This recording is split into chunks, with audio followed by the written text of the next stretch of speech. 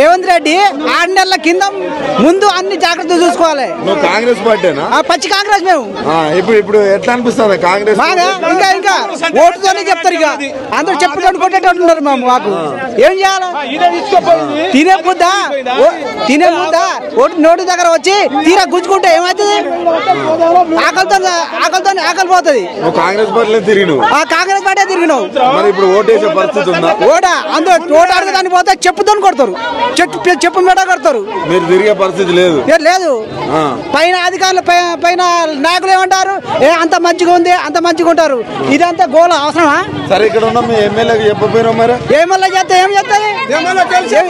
ఎమ్మెల్యేకి తెలుసు. ఏ గవర్నమెంట్ అయినా ముందు డీడీ కట్టుకోవాలి. డీడీ కట్టుకొని అక్కడ నుంచి స్టాక్ ఎంత కావాలి అన్ని తెచ్చి ఇక్కడ పెట్టుకుంటే అందరు మేలు జరుగుతాయిగా. కేసీఆర్ ప్రభుత్వం ఉన్నప్పుడు ఏమైనా ఇబ్బంది జరిగిందా? ఏం జరగలేదు. ఇప్పుడు ఎందుకు ఇబ్బంది అవుతుంది? అది ప్రభుత్వం పాల్టే, అధికారులు పాల్టు. ఇంకోటి దీనికి వ్యవసాయ శాఖ మంత్రి ఉంటాడు, వాళ్ళ ప్రాబ్లమే.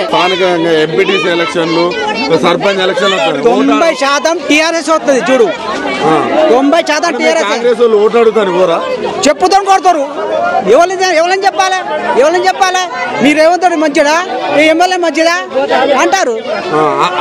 నిజంగా చెప్పాను. కాంగ్రెస్ వ్యక్తి చెప్పు, వీళ్ళందరూ యూరియాకి వచ్చిరా లేకపోతే రాజకీయం కోసం వచ్చిరా? అంతా ఎవరున్నారు? తెల్ల ఏమైనా వేసుకొని వచ్చారా? అందరు ఆడవాళ్ళు ఉన్నారు. ఈయన లీడరా? ఏమైనా చదువుకున్నాడా? ఈయన లీడరా? ఈయన అంటే మరి మీ పార్టీ ఏమంటున్నా అంటే మొత్తం రాజకీయాలు చేస్తానికి వస్తారు, యూరియాకి రావట్లేదు అంటారు. తప్పు మాట అది. కరెక్ట్గా అంత రైతులే గోసపడతారు. తీరా టైంకి ఏకపోతే అదేమవుతుంది? ఆగమవుతుంది. కార్యకర్తగా రేవంత్ రెడ్డికి ఏం చెప్తావు చెప్పు? ఏం చెప్పేది ఉంది? అంత అయిపోయింది. ఇంకో వారం రోజులు ఏకపోతే అంత పంట వేస్టే. మీరు ఇంకో 10 ఏళ్ళు ఉంటారంటండి కదా రేవంత్ రెడ్డి? తప్పు మాట. కట్టు ఇక్కడ నుంచి యూరియా సర్దుబాటు అయితేనే ఏమి లేదు. సర్దుబాటు కదా అంత మేడ చెప్పు కొడతారు. నువ్వు రేవంత్ రెడ్డి అయితే నాకైతే ఎవరికైతే